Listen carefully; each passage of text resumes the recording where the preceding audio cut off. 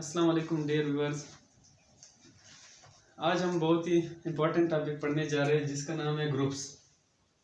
अब जब भी हमें कोई सेट गिवन हो तो उसको अगर हमने देखना है कि ये हमारे पास ग्रुप है या नहीं है, तो इसके लिए चार प्रॉपर्टीज जो है वो उसमें होल्ड करनी चाहिए। वो चार प्रॉपर्टीज जो वो हमारे पास उसको हम डिनोट कर सकते हैं कि केन से, मतलब क्लोजर प्रॉपर्टी, आइडेंटिटी, इनवर्स और एसोसिएटिव प्रॉपर्टी। तो ये चार प्रॉपर्टी अगर किसी सेट में जो है वो होल्ड करे तो ये हमारे पास ग्रुप बन जाएगा। और इसी तरह अगर नॉन एबेलियन ग्रुप अगर हमने देखना हो तो उसके लिए कम्यूटेटिव प्रॉपर्टी भी जो है वो उसके लिए होल्ड करनी चाहिए।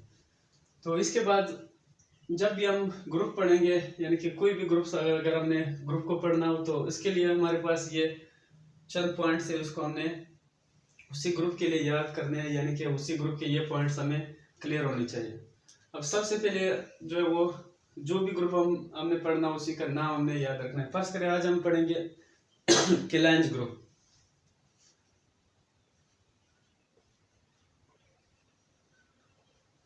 केलांज 4 ग्रुप।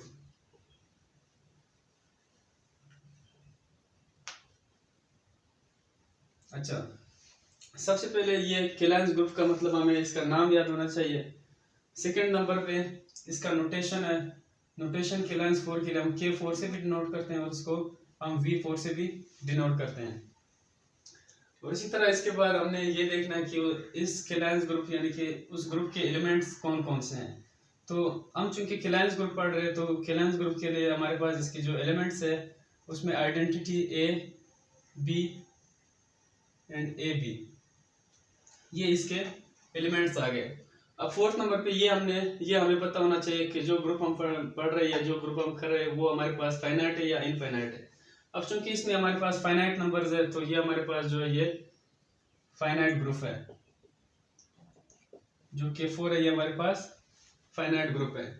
इसके बाद हमने ये देखना है कि ये एबेलियन है या नॉन एबेलियन है। तो ये जो केलांज ग्रुप है ये हमारे पास एबेलियन ग्रुप है। एबेलियन के लिए हमने कहा था कि उसके लिए हमारे पास कम्यूटेटिव प्रॉपर्टी, कम्यूटेटिव लॉ जो है वो होल्ड करनी चाहिए। अब इसमें ये इसके कंडीशंस में ये हमने देखा हुआ है कि ये AB = BA होता है। अब इसको प्रूव करने के लिए आप लोग यहाँ पे दो सेट ले सकते हैं, 0 1 1 0 और B आप ले सकते हैं 0 -1 -1 0।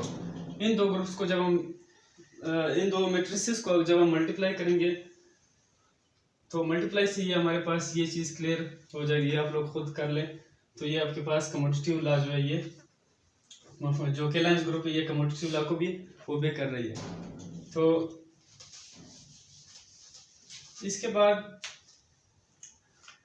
Order of each element of the group, यानी कि अब इस ग्रुप के जो एलिमेंट्स है ना तो हर एलिमेंट का हमें इसका ऑर्डर पता होना चाहिए, यानी कि हर एलिमेंट का हमें उसके ऑर्डर का भी पता होना चाहिए। अब ऑर्डर को फाइंड करने के लिए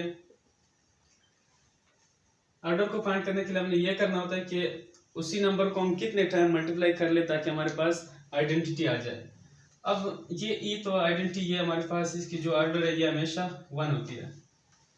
अब ए को हमने देखना है कि ए का ऑर्डर क्या होगा। ए का ऑर्डर देखने के लिए हम ए को मल्टीप्लाई करेंगे। जब हम इसको 2 टाइम्स मल्टीप्लाई करेंगे तो ये A² आएगा। A² हमारे पास जो ये आइडेंटिटी के इक्वल है। यहाँ पे ये कंडीशन भी आप लोग याद रखिए कि A² B² ये हमारे पास इक्वल होता है आइडेंटिटी के।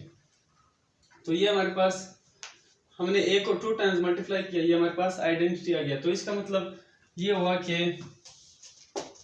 जो A का ऑर्डर है वो हमारे पास 2 है। इसी तरह B का ऑर्डर हम अगर देख ले तो B को भी यहाँ से हमें क्लियर है कि B को अगर हम 2 टाइम्स मल्टीप्लाई करते हैं तो ये हमारे पास 2 आता है। तो इसका ऑर्डर भी हमें पता लग गया, इसका ऑर्डर 2 है। इसी तरह हम AB का देख लेते हैं। AB × AB अगर हम करते हैं तो ये हमारे पास AB ऑप्शन की ये BA का हमें यहाँ से ये क्लियर है कि ये BA जो ये इक्वल है AB के। तो ये A² B² बन गया। अब A² भी आइडेंटिटी के इक्वल है, B² भी आइडेंटिटी, मतलब ये हमारे पास यानी कि AB को अगर हम 2 टाइम्स आपस में मल्टीप्लाई करते हैं तो ये हमारे पास आइडेंटिटी बनती है। तो यहाँ पे ए बी का जो ऑर्डर है वो भी हमारे पास 2 ही है। अच्छा, अब यहाँ पे ये 6 पॉइंट भी हमारे पास क्लियर हो गया, यानी कि हमने हर एलिमेंट का जो था वो ऑर्डर हमने फाइंड कर लिया। अब 7 पे हमने ये देखना है कि ये ग्रुप हमारे पास साइक्लिक है या नॉन साइक्लिक है। अब साइक्लिक और नॉन साइक्लिक के लिए हमें एक कंडीशन याद होनी चाहिए। अगर हमारे पास जो ग्रुप्स का जो ऑर्डर होता है ना, अब इस ग्रुप का ऑर्डर जो ये हमारे पास 4 है, और यहाँ पे हमने ये देखना है कि अगर इस ग्रुप के एलिमेंट्स में से किसी एक एलिमेंट का जो ऑर्डर है वो अगर इस जी ग्रुप के इक्वल आ गया, जी ग्रुप ऑर्डर के इक्वल आ गया, तो ये हमारे पास साइक्लिक ग्रुप बन जाएगा। अब चूंकि यहाँ पे अगर हम देख लेते हैं तो हर एलिमेंट का हमने ऑर्डर फाइंड किया हुआ है। अब यहाँ पे कोई भी एलिमेंट ऐसा नहीं है जिसका ऑर्डर जो है वो हमारे पास ये ग्रुप V4 है जो V4 के ऑर्डर के इक्वल हो। कोई भी एलिमेंट का ऑर्डर ऐसा नहीं है, तो लिहाजा यानी कि जी ऑर्डर जो ये हमारे पास इक्वल नहीं है V4 के,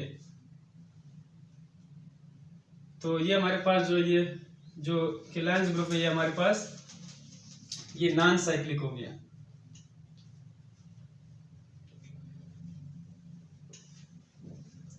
अच्छा, और 8 पॉइंट ये है कि हमने exponent of the group find करना होता है। अब एक्सपोनेंट को जब हम फाइंड करते हैं हमें exponent of the group find करना है। अब एक्सपोनेंट को फाइंड करने के लिए हमारे पास हमने ये जो ऑर्डर हमें गिवन है, यानी कि जो हमने ऑर्डर फाइंड किए हुए यहाँ से, इस ऑर्डर का हमने एलसीएम लेना होता है।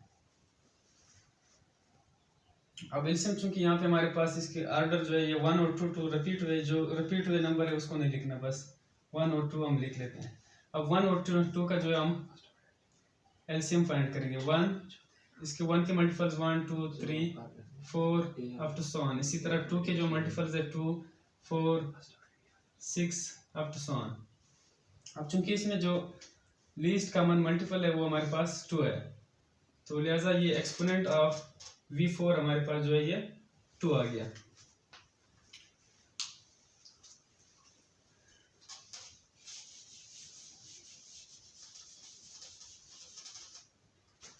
अच्छा, इसके बाद नेक्स्ट पॉइंट जो है हमारे पास नंबर ऑफ इन्वोल्यूशंस है।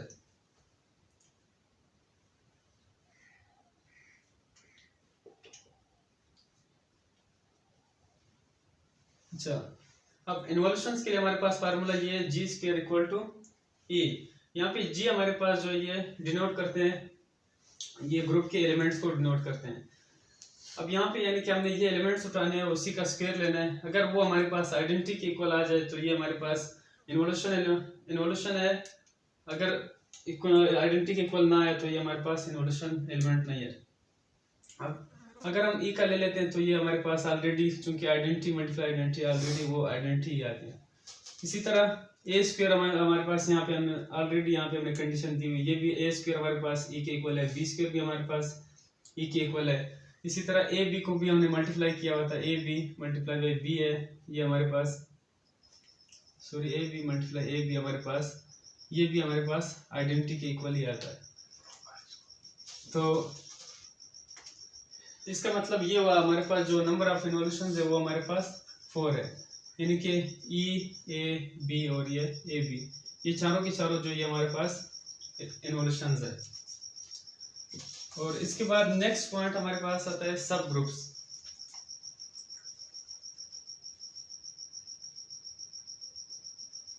अच्छा, अब सब ग्रुप्स को जब भी हम फाइंड करेंगे तो उसके लिए हमारे पास सबसे पहले हमने ये लेना होता है कि जो ग्रुप का ऑर्डर है, यानी कि V4 का जो ऑर्डर है वो हमारे पास 4 है। 1 2 3 4 ऑर्डर है, नंबर ऑफ एलिमेंट्स जितने होंगे वही उसका ऑर्डर होता है। अब 4 है, हम सब ग्रुप जब हम फाइंड करेंगे तो इसके लिए हम 4 के फैक्टर्स लेंगे। अब 4 जो है ये 1 पे डिवाइड हो सकता है, 2 पे डिवाइड हो सकता है, इसी तरह 4 जो है वो अपने आप पे डिवाइड हो सकता है। इसको बाय लैग्रेंज थ्योरम से भी हम कर लेते हैं, यानी कि 1 जो ये डिवाइड करता है 4 को, इसी तरह 2 जो है ये डिवाइड करता है 4 को। अच्छा, तो यहाँ से आप यहाँ पे हमारे पास यहाँ से ये चीज़ क्लियर हो गया कि इसके हमारे पास 3 ग्रुप्स बनेंगे, और 3 ग्रुप्स इस तरह बनेंगे कि जो फर्स्ट ग्रुप होगा उसमें 1 एलिमेंट होगा, और जो सेकेंड ग्रुप होगा उसमें 2 एलिमेंट होंगे, और जो थर्ड ग्रुप होगा उसमें 4 एलिमेंट्स होंगे। अब पहले H1 अगर हमारे पास सब ग्रुप है, सही है, तो यहाँ से H1 जो है, जब भी हम H1 यानी कि वो ग्रुप लेंगे जिसमें यानी कि सब ग्रुप लेंगे जिसमें एक एलिमेंट होगा, वो हमेशा हम आइडेंटिटी लेते हैं। तो फर्स्ट सब ग्रुप हमारे पास आ गया आइडेंटिटी। H2 सेकेंड जो ग्रुप है वो एक तो हम वही आइडेंटिटी लिखेंगे और दूसरा वो एलिमेंट हम लिखेंगे जो सेल्फ इन्वर्स हो, क्योंकि जो अपने आप का इन्वर्स हो। अब चूंकि इसमें ये ए जो है ये भी अपने आप का इन्वर्स है, यानी कि ए को अगर मैं मल्टीप्लाई करता हूँ ए के साथ तो ये ए स्क्वायर बन जाता है और ए स्क्वायर हमारे पास आइडेंटिटी के इक्वल है, यानी कि ए जो है ये हमारे पास सेल्फ इन्वर्स है। इसी तरह बी जो है ये भी है, ए भी जो है वो भी अपने आप का इन्वर्स है, लेकिन यहाँ पे बस हम एक ही लिख लेते हैं तो बस ये, वरना ये भी आपका 2 एलिमेंट का ये ग्रुप भी हो सकता है। इसी तरह 2 एलिमेंट्स का ई ए बी ये भी आपके पास ये 2 एलिमेंट्स के ये सारे हो सकते हैं, तो उनमें से हम कोई एक लिख लेते हैं।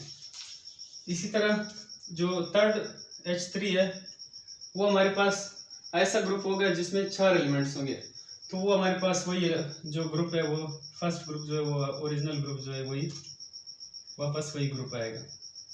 तो ये 3 जो है ये इसके सब ग्रुप्स बने।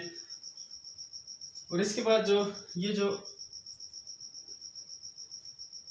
एक आइडेंटिटी ग्रुप जो होता है और एक वही जो इम्प्रॉपर ग्रुप, यानी कि इसको हम इम्प्रॉपर ग्रुप सबसेट जिस तरह के देते हैं या इम्प्रॉपर सब ग्रुप, तो इन दोनों को यहाँ पे वो चूंकि हमने नाम दिया होता सब सेट्स में, लेकिन यहाँ पे जब ग्रुप्स की बात होती है तो ग्रुप्स में हम जो आइडेंटिटी ग्रुप होता है और जो इटसेल्फ जो अपना वो ग्रुप होता है, इन दोनों को हम कहते हैं ट्रिवियल ग्रुप्स, ट्रिवियल सब ग्रुप।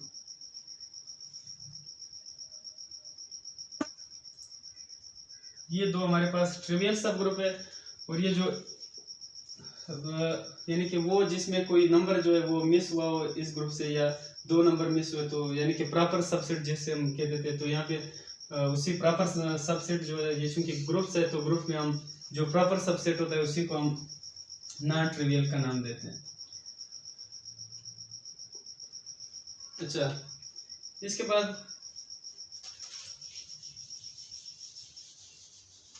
नेक्स्ट पॉइंट हमारे पास जनरेटर्स।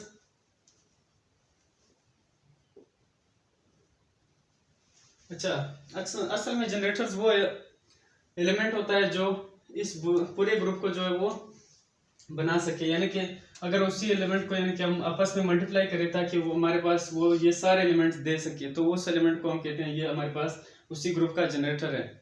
तो ये आप लोग थोड़ा खुद सर्च कर ले, मैं भी इंशाल्लाह ये कमेंट सेक्शन में फिर बताऊंगा, आप लोग पहले खुद ट्राई कर ले, सर्च कर ले।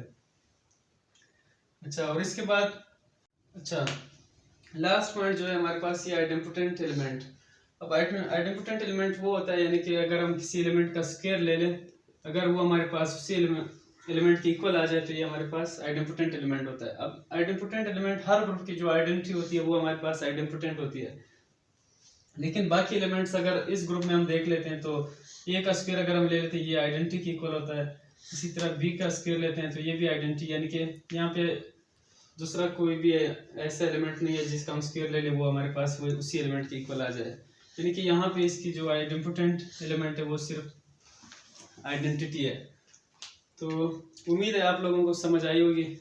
अगर फिर भी कोई क्वेश्चन है या कहीं पे कोई कंफ्यूजन है तो आप लोग कमेंट में बता सकते हैं और इंशाल्लाह आपको जल्द से जल्द जो है वो आंसर मिल जाएगा। ओके, अल्लाह हाफिज़।